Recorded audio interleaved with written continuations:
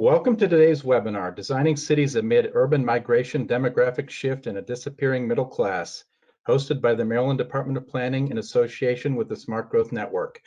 My name is Michael Bayer. I'm the Manager of Infrastructure and Development at the Maryland Department of Planning and Project Manager for the Smart Growth Information Clearinghouse. The Smart Growth Information Clearinghouse is a project of the Smart Growth Network supported by the US EPA's Office of Community Revitalization and managed by the Maryland Department of Planning.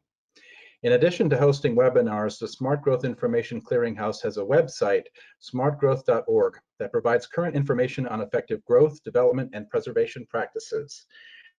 The website provides news and information about events, funding opportunities, awards, and resources to help local decision makers foster healthy, resilient, and economically vibrant communities. The Clearinghouse is also the virtual home of the Smart Growth Network, a nationally recognized coalition of leadership organizations that have formally endorsed the principles of smart growth. This webinar is one in a series of webinars produced by the Maryland Department of Planning on smart growth and planning topics available for viewing at smartgrowth.org. We are recording this webinar and will post it on our website early next week under the Webinar Archives tab. We encourage you to visit the website and subscribe to our e-newsletter to get smart growth news and information and to learn about our upcoming webinars. You can also learn about planning initiatives, planning tools, and educational opportunities in Maryland by visiting the Maryland Department of Planning's website at planning.maryland.gov. Viewers of this live event are eligible to receive 1.5 CM credits from the American Planning Association and 1.5 CNUA CEU self-reported credits from the Congress for the New Urbanism. To log your AICP credits, visit the American Planning Association's website at planning.org, log into your account, and search for the name of today's event, which is Designing Cities Amid Urban Migration, Demographic Shift, and a Disappearing Middle Class. You can also search for event number 920-0276. We'd like to acknowledge our partner today, Island Press, and their partnerships manager, Jen Hawes. Founded in 1984, Island Press's mission is to provide the best ideas and information to those seeking to understand and protect the environment and to create solutions to its complex problems. Participants of today's webinar are eligible to receive a discount on books in the Island Press catalog by visiting islandpress.org and using the code WEBINAR. So to get started, our speaker today is Patrick Condon. Patrick is a senior researcher in the Design Center for Sustainable Communities at the University of British Columbia, where he seeks to advance the practice of sustainable community development across North America. He has 35 years of experience in sustainable urban design, both as a professional city planner and as a teacher and researcher. Patrick began his academic career in 1985 at the University of Minnesota before moving to the University of British Columbia in 1992. After serving as the director of the Landscape Architecture program, he became the James Taylor Chair in Landscape and Livable Environments at UBC. In that capacity, he has worked to advance sustainable urban design in scores of jurisdictions in the United States, Canada, and Australia. Recognizing the need for collaboration as a fundamental part of designing sustainable communities, Patrick has pioneered several public engagement methods. He has successfully focused attention on how to make systemic change in the way cities are built and operated, notably in his East Clayton project in Surrey, British Columbia. More recently, he and his research partners have collaborated with the city of North Vancouver to produce a 100-year plan to make the city carbon neutral by 2107. Patrick and his partners received the Canadian Institute of Planners Award for Planning Excellence and the BC Union of Municipalities Awards of Excellence for their work. He is the author of several books, including Design Charrettes for Sustainable Communities and 7 Rules for Sustainable Communities, both from Island Press.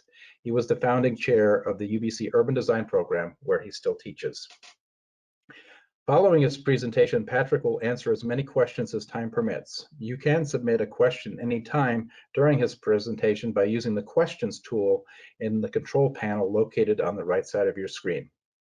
So before we begin, we're going to start with a couple of poll questions. And if you're not able to vote in the poll, click on the full view button in the control panel and you should get the correct screen. So with that, we will go ahead and move with the first poll. And this is for the audience. First question which you should see is, if you work in local government, which department are you in? Transit, transportation, housing, planning and development, economic development, or other? We can see that you're responding. We'll keep it open for a couple seconds.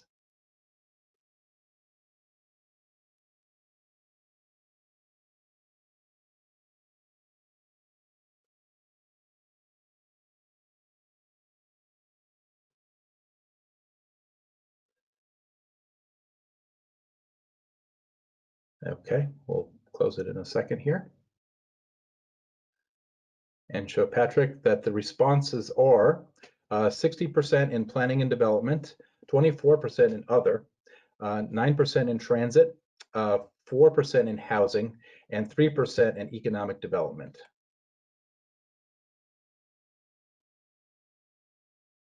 Now we'll open up the next question, I believe.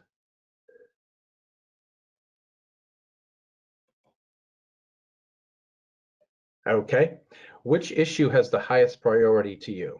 And the options here are demographic changes, climate change, middle class disappearing, and affordable housing. And we'll just leave this open for a few seconds so folks can respond. And we apologize if you're still having some technical issues with the polls. We're trying to figure out how to do that most efficiently.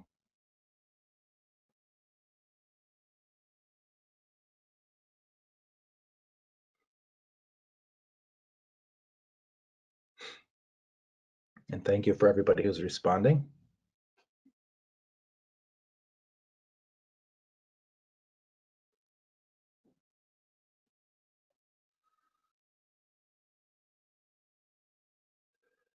Okay, and the response here is 38% climate change, 28% affordable housing, 21% middle class disappearing, and 13% demographic changes. So with that, we're going to go over and turn it over to Patrick. Welcome, Patrick.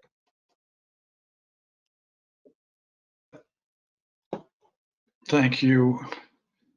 Thank you, Michael, and thank you all.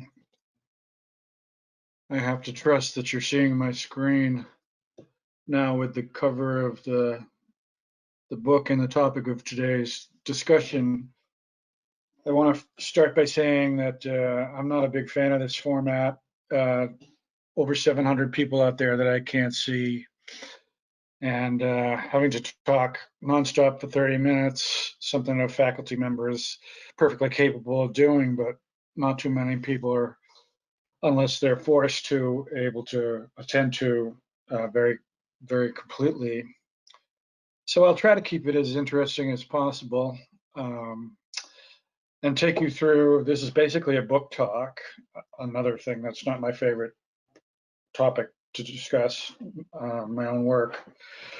But again, I'll try to make that as interesting as possible. And I appreciate the fact that you've all taken time out of your day in these crazy times to attend this webinar. So out of respect for that, I'll do absolutely the best I can to keep things interesting. So to start with, there are three great waves of change that are crashing against global cities. You're probably aware of these, and it's no news that they are already changing them before our eyes. This book tries to take the opportunity to assemble this information in a palatable way in a relatively short book of 160 pages, gathering as much data as I could from around the world to make this point and other points. One thing that distinguishes this book from previous work of my own is an attempt to take a more global stance based on the insight that cities around the world are resembling more and more cities in North America in terms of their issues and problems. It used to be, as recently as 10 or 15 years ago, that we in the so-called developed world thought that we were unique and very different from the issues that were confronting city growth in places called the developing world or the third world.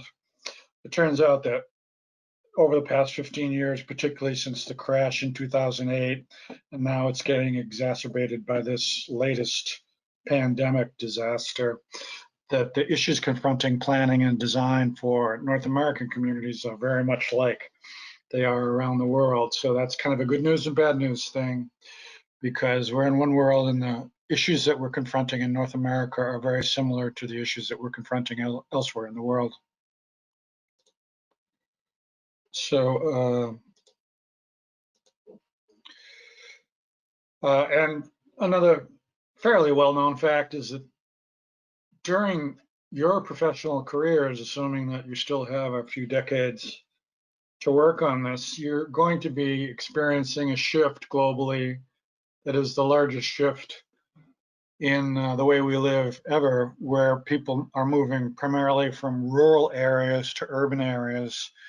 And this is not just rural areas in the same country, and this is still persisting in Canada and the United States, but it's also from rural areas in some other country to urban areas in their destination country. For example, only 15% of immigrants to the United States end up in rural areas, where the vast majority, 85% therefore, end up going to urban areas. And this is true around the world, that the migration isn't really from country to country so much as it is from rural areas to urban areas.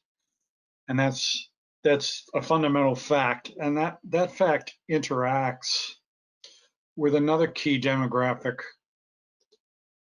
which is, excuse me for a moment, with another key demographic, which is, at the same time we're seeing this vast global rural to urban migration, we're also seeing a coincidental collapse in global birth rates. And I for one, think that this has been very much unremarked in our profession. And one of the purposes of the book was to foreground both this rural to urban migration issue and the collapse of birth rates, which are happening at the same time. And why do those two things matter at the same time? The two things matter. The fact that they're happening at the same time really matters, because the coincidence of the rural to urban migration with this birth rate collapse around the world means that our urban areas, not just in North America, but around the world, are likely going to grow for another 40 years, even though birth rates are collapsing because of this migratory factor. And it takes a long lag time for birth rate collapse to catch up with death rates. So what you will end up seeing is 30 to 40 more years of very rapid urban growth, followed by a period of no growth at all around the world on average. This doesn't mean that all cities will cease to grow. Some advantageous locations, think San Francisco, I suppose, or other global leading cities like Sydney, Australia, may continue to grow, while places like Detroit may continue to shrink. But on average, we can expect cities to stop growing. And what the implication of that is for planners and designers is that this professional period of your careers is going to be tremendously important, because it's during these 3 or 4 or 5 decades that we will establish the city in a form that may last a very long time indeed, because it won't be growing subsequent to that date.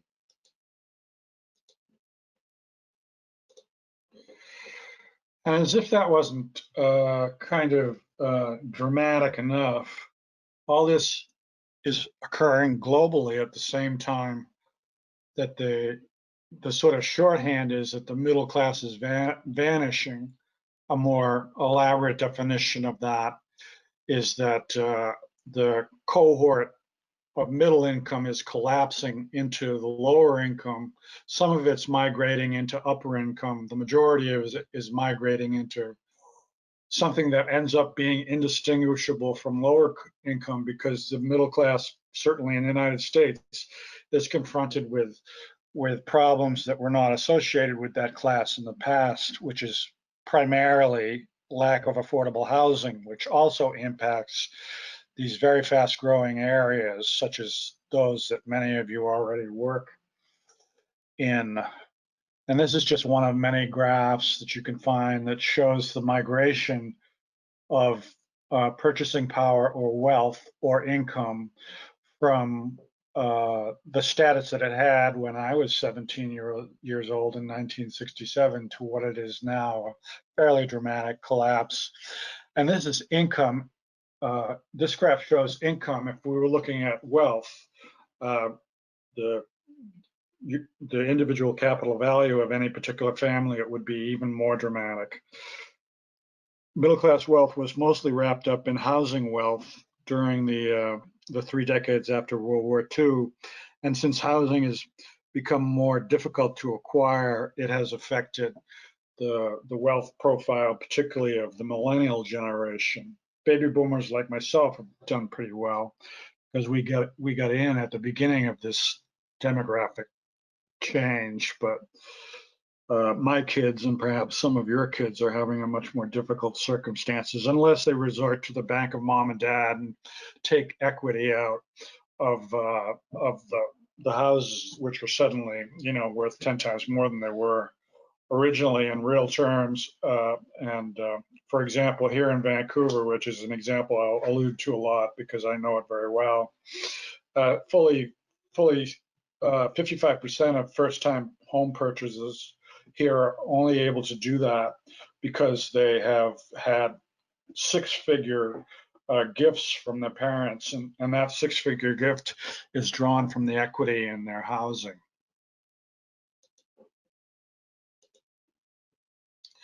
So the question for planners and designers is it possible to turn these changes to the advantage of cities and their residents? I suspect that you're thinking this is all bad news, but it may not be in many ways, or at least that's the hoped for intent of this book, that we can figure out a way, even though this situation is unprecedented, or at least during our lifetimes, we can maybe turn them to the advantage of our constituents and citizens over the course of our professional careers. So can they be turned to the advantage of cities and their residents, or are they simply further indications of inevitable decline?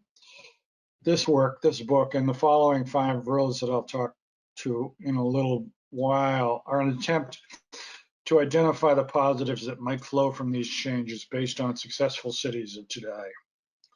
In a world where 80% of people live in cities may in fact be a world of new opportunity and a way to save most of the planet from destruction. That's good news.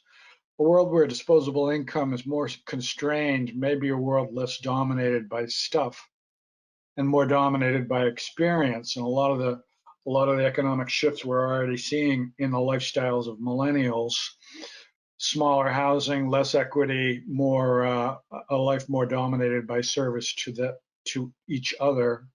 And a world where population stabilizes and even begins to decline is a world not crushed under too many mouths to feed. I'm 69 now, and as I was growing up, the hypothesis was fairly well accepted that by this time in history, we would be crushed under a global population, which would be over 20 billion if you just projected the demographics back in those days forward, which led to a lot of apocalyptic visions like the population bomb, which was published in the 1960s, which was very, very depressing view of the future, with populations that exceeded the capacity of the planet to produce. And now in this world, it's much changed. We're already looking at a situation where even the optimistic projections of global population are in the 10 to 12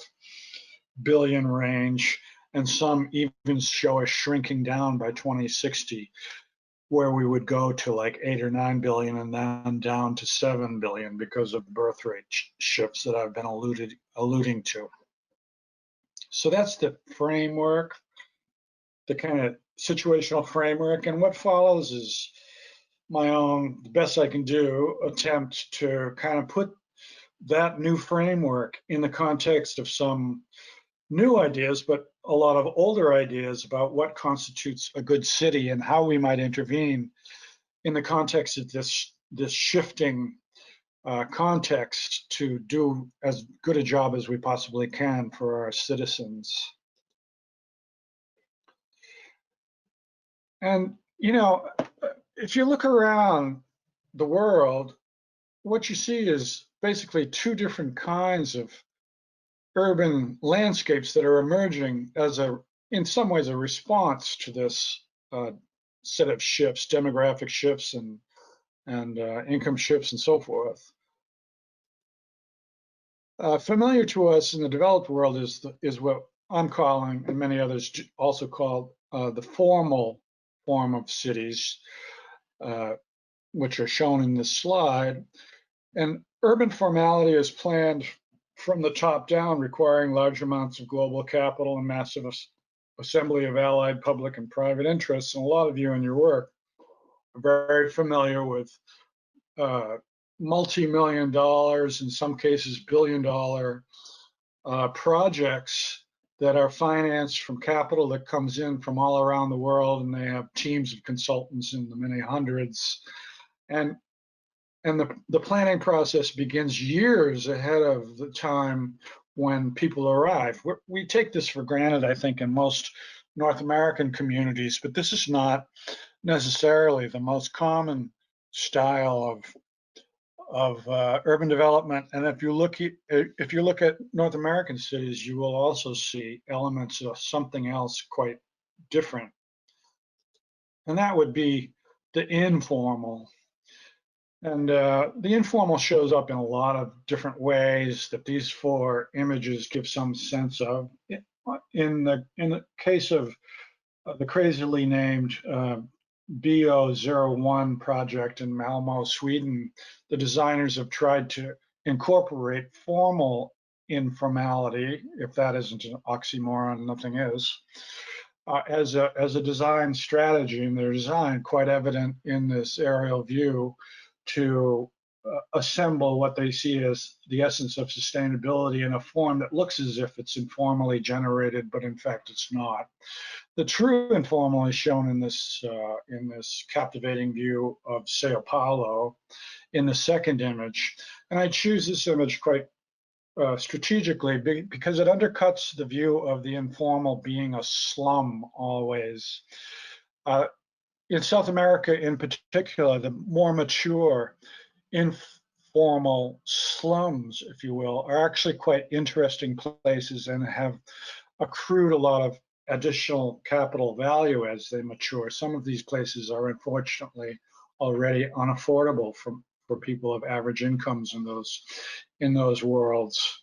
And they've become, as that picture tries to make clear, sort of chic places for visitors to find hotel spaces and do their work online and so forth and so on.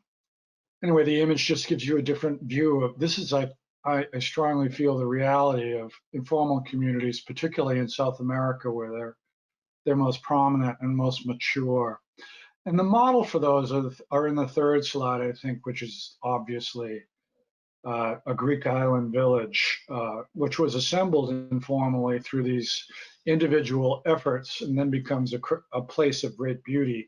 The other thing to mention about this, in contrast to formal communities, is that, as you might expect, they don't grow from massive assembly of billions of dollars generally, except in the case of Malmo, which is an odd example. Ordinarily, they grow incrementally, one little patch of land that might only be 15 feet by 15 feet, for goodness sake.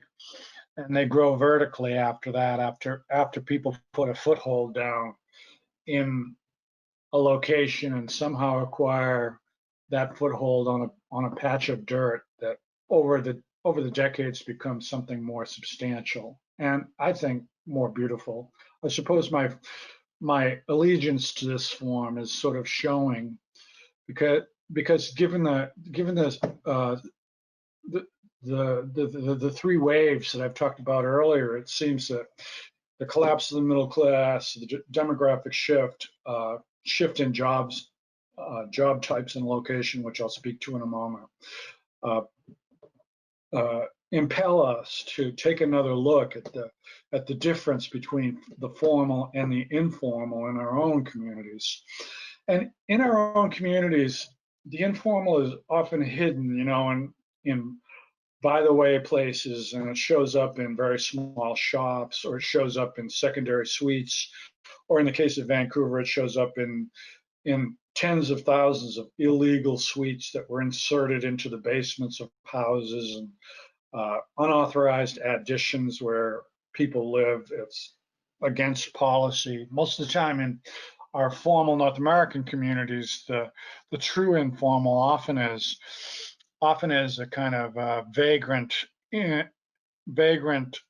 I hesitate to use the word illegal, but it's certainly usually not authorized by public policy. And usually people who are listening in on this webinar are often the ones who are given the unpleasant duty of having to tell people, no, you can't convert your basement into an additional secondary suite, against the forces of informality, which want to come forward because you have this problem of affordable housing, and these illegal strategies for supplying that are often the best strategy under our present circumstances, and I suspect that's going to be even more so in the future.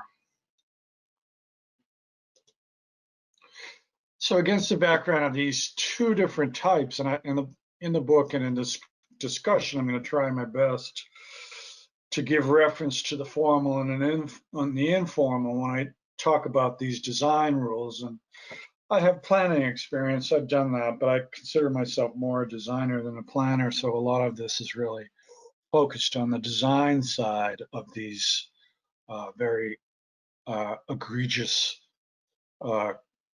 I hesitate to use the word problems again, but these challenges that we're confronting. So given these challenges, what are the rules? Or really, when I say rules, it's just a simple way of talking about organizing principles of this new city, this blend of the formal and the informal in association with these three very important demographic shifts.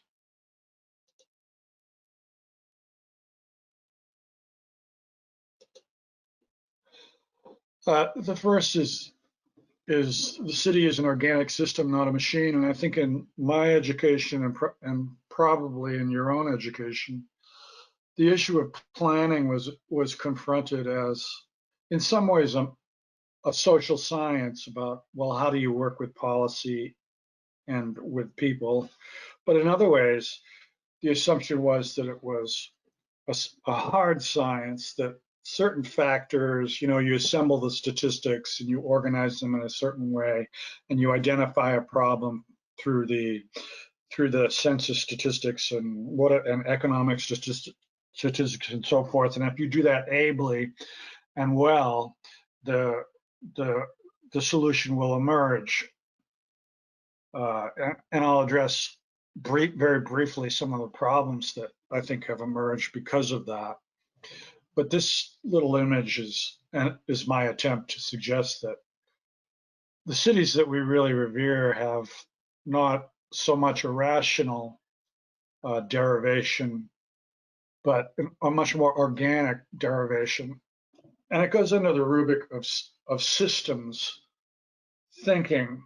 The sciences, and it's beginning to affect how we think about planning these days and development and cities in general, and social sciences generally, and the medical sciences generally, and most of the sciences generally, have moved from a rationalist mechanical interpretation, what some people call a Newtonian conception of the universe, that the universe is just some enormously complex machinery like a very elegant watch, to saying that that's an inadequate scientific metaphor for what we're really seeing in the world. And what we're really seeing is something much more organic, that the system doesn't operate mechanically, but emerges, we have, the cities are what they call emergent systems,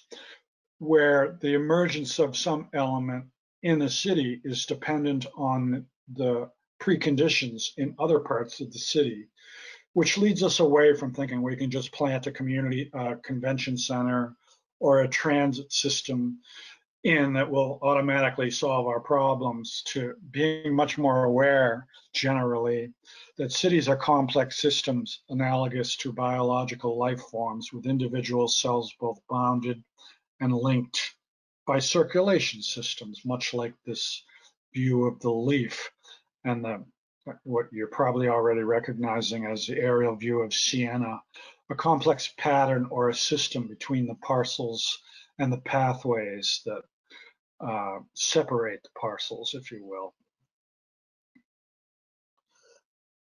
And what does it all mean? Boy, I'm not going to try to explain this. You know, it takes more than a few paragraphs in the book, but if you're at all interested, I hope you will refer to the book.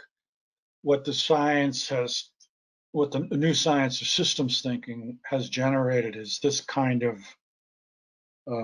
icon that represents, rather than things being simply material reality, we systems scientists suggest that you must never focus just on the material or the self-evident material or financial facts, but rather you have to be thinking of four things at the same time: the materials, the processes, the patterns, and the meaning of it all.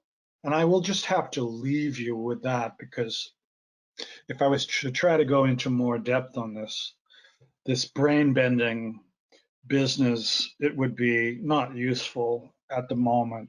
But I did want to at least show you what the theoretical grounding is, to intrigue you about maybe further study and further thinking.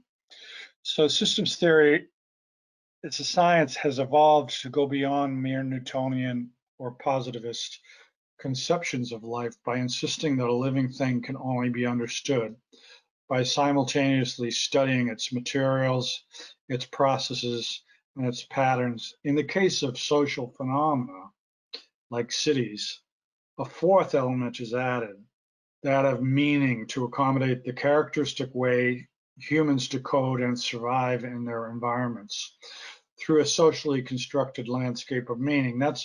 Those are 50-cent words that really mean when we move through the city, we take for granted that we can decode it. We look at street signs, we can recognize a church from a store, we can understand what a house is, we can understand what a street is. We don't need these things explained to us, because their meaning is embodied in the thing itself and has been incorporated into the way that humans respond to environments, no matter where they are in the world. As a practical matter, this question of thinking too mechanically about the world has led us to serious failures in the past. And the most famous one that, given this audience I'm talking to today, you probably all know about, is Pruitt-Igoe housing project, built in the 1950s and destroyed by its owners in the 1970s, less than 20 years later, or about 20 years, less than 20 years later. And it was an award-winning project when it was built, but it followed the Le Corbusier idea of the radiant city, which was grounded in an oversimplification of the way cities operated, prioritizing simple mechanical functions for human biology like light and air over the more subtle phenomenon of humans living in their cities, such as what is the meaning and how do places relate to the street.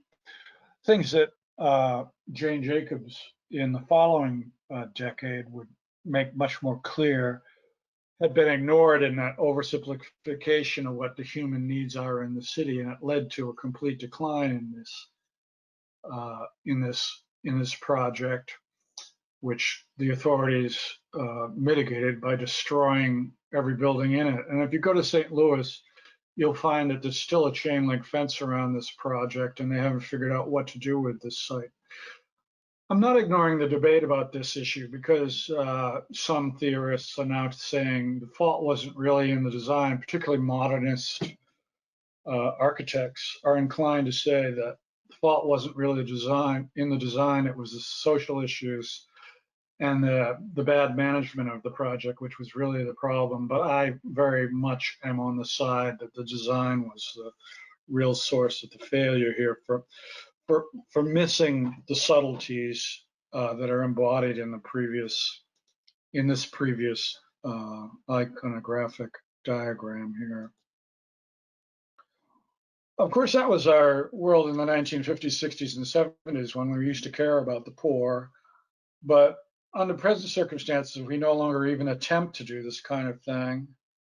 And I'll speak to you a little bit to why that's problematic in a moment. What we do now is, we view the city as not a place that we can mitigate social flaws, as misguided as Pruitt-Igoe was. We've given up on that attempt, and the city has now, in its most noble and appealing characteristics in global cities, which some of you represent, like New York, San Francisco, and certainly here in Vancouver. These three examples of we've moved away from the city of machine. Now it's a city of a money-making machine. These are three very dramatic examples in Vancouver, which are entirely unaffordable for people making normal wages here and are entirely bought up by people in the investor class, not in the middle class for sure, in the investor class, who see these as an opportunity to gain more asset value, to take capital that they don't have a particular use for, and it's not growing in value at an appreciable rate, to pour it into these kinds of architectural follies, in my view, in order to get more than a 5% annual gain. And in the case of Vancouver, that certainly has been true. No one has ever lost money investing in Vancouver real estate. So some people call this late stage capitalist city. And this city has now abandoned even a narrow allegiance to social betterment in exchange for forms that celebrate the absence of social betterment. Very, very proud of the fact that I can afford to live here and you can't. Iconic buildings celebrate economic inequality. And in the case of Vancouver and increasingly in other locations, they become mere billboards to attract global cash. But meanwhile, this is another example from the city of Vancouver. Meanwhile, the much more grounded urban systems away from these icons, that grounded urban system continues to function. Locations where individuals produce a cacophony of expressions at the cellular level, an expression that combines into an organic and functioning social whole. And I love this kind of street. This is a street that's very common, and this type of street is very common in Vancouver, and it has not been destroyed in the way it's been destroyed in many other North American communities that have taken these kinds of streetcar city arterials and turned them into strip commercial arterials with parking lots replacing what used to be storefronts. Fortunately for us in Vancouver, these have survived, and now they're valuable enough that they're not going to go anywhere. And this represents what we could call the cellular level, which is another word for the informal, that these things are very differentiated in the plan view, as you can see, one to the next. They're very, very diverse, but they assemble into a unified composition, which Jane Jacobs would certainly appreciate, of acknowledging the street, the storefront, the various entrances. And even though there's a diversity in signage, there's a unity of expression at another level, at the typological level of these, which is quite fascinating and quite appealing, and most people in the city quite appreciate these landscapes in a way that they don't appreciate the tower blocks that I've just shown previously.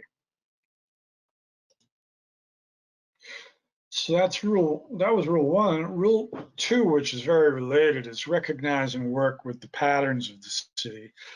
You know, these rules might seem kind of simple-minded, and that's by intention. In the simple-mindedness of these rules, at least it's been my effort to try to decant out of these simple aphorisms, and these are not new ideas, certainly, but to recognize the value of these simple rules, these simple principles. You know, principles are important in ways that are often unrecognized. The one that I use with my students is the principle that begins the Declaration of Independence in the United States. We hold these truths to be self-evident that all men, and I'm sorry about the sexism of Jefferson, but all men are created equal and endowed by their creator with certain inalienable rights, and among these are life, liberty, and the pursuit of happiness. There is no proof to that principle, but that principle informs the Constitution, which is a very Enlightenment rationalist piece of work. So principles precede rational execution, the separation of powers, which is under great stress at the moment in the United States, as we all know. But the elegant machinery of the separation of powers and a recognition of the back and forth of democratic discourse, which needs to be controlled with this balancing of mechanical forces that is embodied in the U.S. Constitution. It's driven by this principle, which I just described.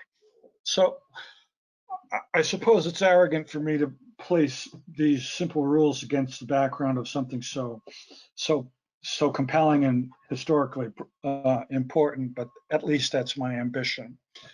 So, excuse me for that. But rule two, recognize and work with the patterns of the city is the second rule. And I hope to move through these a little bit quicker as we move along. And, you know, on the left, some of you probably recognize Savannah, Georgia, as having its unique pattern that means a lot in terms of how you would want to approach that city. And certainly they have done a good job of being careful about their approach to new interventions in that city. But certainly less well known are the patterns of most North American cities. This is a very characteristic pattern as shown on the right. City of Vancouver with the half-mile arterials that are very evident in this image. Those are the former streetcar streets of the city, and those commercial strips, the preserved street-fronted, sidewalk-fronted commercial zones are also evident as the lighter gray in this. And you know, I am many times frustrated that the importance of the patterns, which are more everyday, such as the one on the right, are not as acknowledged as the pattern of Savannah on the left. So just to make that more emphatic, the original map for Savannah and the pattern of the city, which was laid out in the 1700s, early 1700s for Savannah, Georgia, and the less obvious but equally important pattern for the city of Vancouver with its half-mile grids.